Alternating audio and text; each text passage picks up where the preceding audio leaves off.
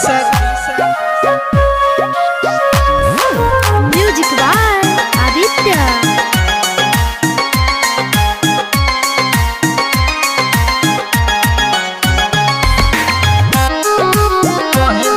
सुहानी चले से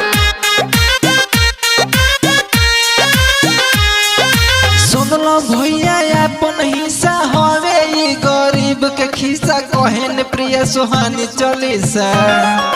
हवे बिहार के इहो बेटी सबका दिल के बनली चहेती बेगूसराय बाइन कर घर पापा तो हवे टेम्पो ड्राइवर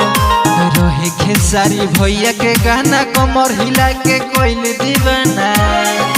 हर जगह वीडियो वायरल चलता व्यूज तो खाली आगे बढ़ता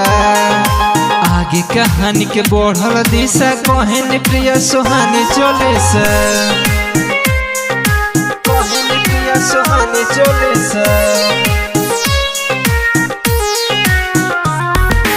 भैया खेसारी के रहे गाना कमर हिलैले कितना जाना भइल बलगवा इनके दीवाना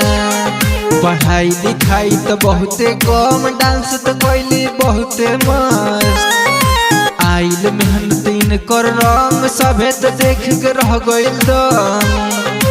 वीडियो इनकर सभे देखेला मिलियन मिलियन व्यूज देला कहानी के हवे अंतिम दिशा कहन प्रिय सुहानी चले से म्यूजिक बाय आदित्य। आगे कहानी के बढ़ल दिशा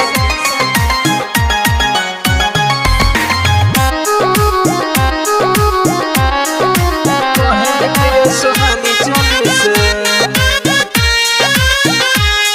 खेसारी लाल से कोई बात कहले बानी बाबू साथ साथ में काम हो झका खेसारी लाल तो दिहले काम वीडियो कॉल पे भइल खोले अपना तो हई बड़की बहिन वीडियो बनैली बहुते क्लीन सब रिपोर्टर इहे देखावे वीडियो तो इनकर सर्च में आवे राइटर अरुण के घूमल दिशा बिकी विशाल गावेले चली से।